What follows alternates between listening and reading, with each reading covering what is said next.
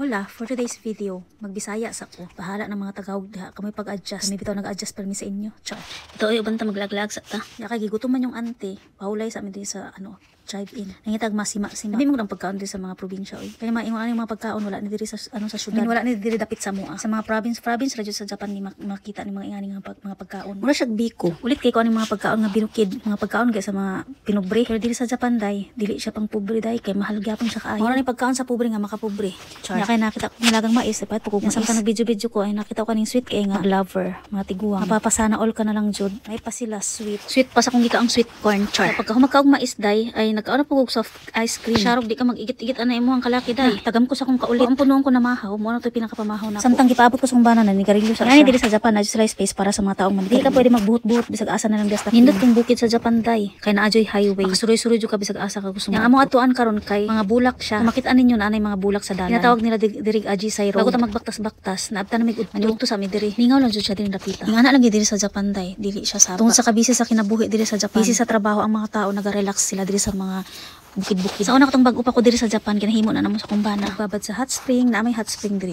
Tagalaag na mo, man nagababad jud ni sa hot spring. Or ginatawag og onsen diri sa Japan. Kaya lang nagkadugay ko sa Japan, nagka-conservative na ko. Ako ganahan maghubo sa daghang tawo. Bago ang atong kwento, nag-order na may pagkaon. Kay kaihion kay ko, nigawas ko kanang ihi ko layo makay CR. Pagbalik na ko, ako ang soup, wala ang noodles ni butod na day. Gisuyop ng sabaw. Ang ending nahimo ng pansit. Mao lagi tono nagatutuyok mi sa una diri sa Japan kay naga-onsen mi. Isag asa ming lugar mo adto, naga-onsen jud. Labi nag-winter, lami kay magbabad sa onsen. Kaya lang nagkadugay na. Sexy naman ko. Maulaw na ko ato onsen oy. Undangan akong bisyo. Char. Yan naabot na dai mi diri sa among tuyo. Manindot kay mga bulak. Dili pamparelax na ako makita og bulak, makaato sa garden. Pag ato na mo ani nga time wala pa kay namukad ang mga bulak. Tag-ulan man gud siya nga bulak. Ang tinggawas ani diri sa Japan like kay mga June or July. Nindot kay diri kay makarelax ang place. As in kagubatan jud siya. Kagubatan. Sa may sa kagubatan. Kalasangan. Tuara. Naabot na mi diri sa Kalasangan. Nindot ni ani nga lugar pag summer kay bugnaw siya. Katong unang ato namo diri kay nindot kay mga bulak. As in namukad-kad jud sila tanan. Daghang kag ma-enjoy diri nga dapita. Kay dili lang siya basta-basta nga Kalasangan. Syempre kay giamuman nila. Amuma daw asa ka ana. Lawom kayong Bisaya. Lawom pa sa Balundo. Ya wala day entrance fee diri day. Free lang siya diri pag musulod ka.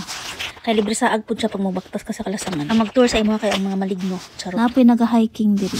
Depende sa imo kung unsay trip nimo kung magbaktas-baktas sa katira o musaka jud ka sa kabukiran para ma-enjoy nimo ang nature. Kami naman ingani lang among trip, baktas-baktas gamay. Pahulay-pahulay, kaon, relax. Pahangin sa ilalom sa mga kakahuyan. Kani kani nga time wala kay tao pag adto na. Habrang tao kay usahay puno kay parking diri. Wala kay parkingan tungod sa kadagan sa tao. Usa lagi akong bana kay maglagot sa mga kalahi. Pare-pareho dag ginaisip. Ilangan kay pare-pareho man og day off. Kay kung gusto nimo masulong isa ka lugar, dapat maadto ka kanang trabaho sa mga tao para dili traffic. Ug advice nako sa mga gusto mo laag diri sa Japan. Kabalo mo dapat makaramdam sa inyong palibot. Kasi sila diri mga hilom lang sila. Di usay mga sabaan pero kasagaran sa ilaha, hilom lang na sila. Dili sila gusto makaistorbo sila sa ilang mga isig ka tawo. Kung i-compare nimo ang mga tao sa atuwa diri sa Japan, lahi ra jud kaayo.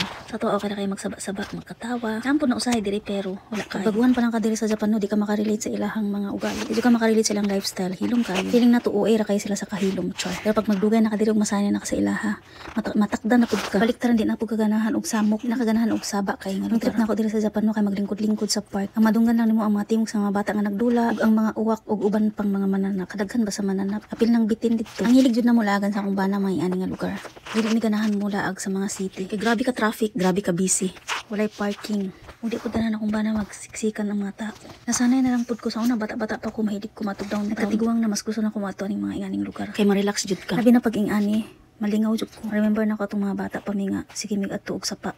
Magsuot-suot sa Kalasangan. Pero diri sa Japan nindot kay ang Kalasangan diri tanaw mga puno. Mga punuan sa kahoy straight kayo. Kung kay alagaan ni nila og ginatanong jud nila ning mga kahoyan. Magputol man sila og kahoy pero magtanong pud sila kahoy. Munang ma-amaze jud ka sa ilahang Kalasangan diri kay nindot kaayo. Limpyo pa jud. Ani nga time kay summer man paskang nindot sa feeling. Ang kabugnaw sa sulod sa Kalasangan paskang lamia. Amo ni trip sa kumbana pag magla kami sa mga ingani kay magdula-dula murag bata. Kasi nabot mo pud ming duha. Trip namo mag-picture sa Kalasangan. Limitado lang mo mahimo diri sa Japan. Dili para sa tuwa nga. Natay freedom. Pwede ra jud ka magsuri-suri diri sa sulod.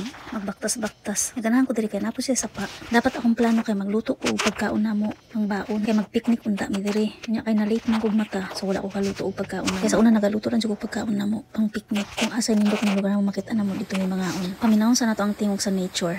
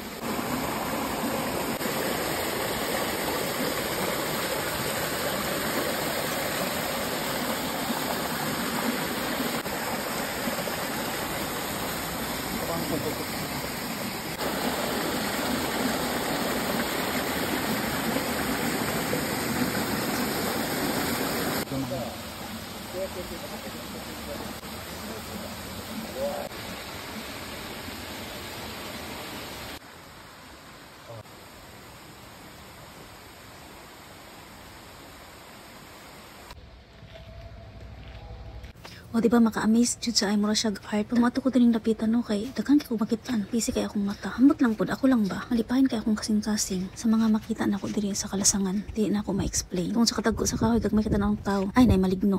Ay ako lang bana. Tana kong bana nag-commercial na pud. Ay mahimos ang kinabuhi. Tuan nagkapakapa na. Pero kung walay winter diri sa Japan no, nindot kay magpuyo sa ingani sa mga kalasangan. Kay malingaw ko dagag kahoy. Gusto na ko magluto nga gamit ang mga kahoy lang. Eco-friendly kay ang peg. Ani mga dahon sa mga kahoy nga laya. Dali ra kani siya masunog. Wala ginagamit na ako pag mag-camp ni. Kaya dali ra kay siya makahaling. Dahil ra dyan linggi kantas pobre. Kaya mamiss na to ang ingani nga lifestyle. Kaya mamiss na to ang lifestyle sa kinobre.